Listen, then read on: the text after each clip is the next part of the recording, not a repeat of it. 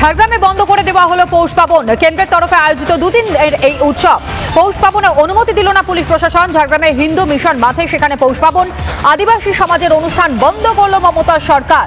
আদিবাসী সমাজের অনুষ্ঠান বন্ধ করে দিল মমতার সরকার। প্রথম দিনই শুরুর পরেই বন্ধ করা হলো এই উৎসব। পুলিশের চমকানিতে বন্ধ করা হয় এই অনুষ্ঠান। মেলায় অনুষ্ঠান এবং মাইক বাজানোতেও আপত্তি। পৌষ পাবন বন্ধে রীতিমতন ক্ষোভে ফুঁসছেন সেখানকার বাসিন্দারা।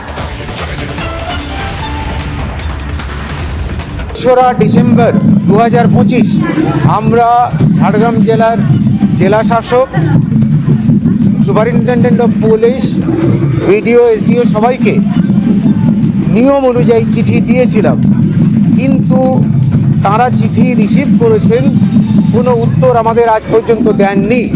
তাই স্বাভাবিকভাবেই আমরা ধরে নিয়েছিলাম যে উত্তর যখন দেননি তার মানে অনুমতি আছে।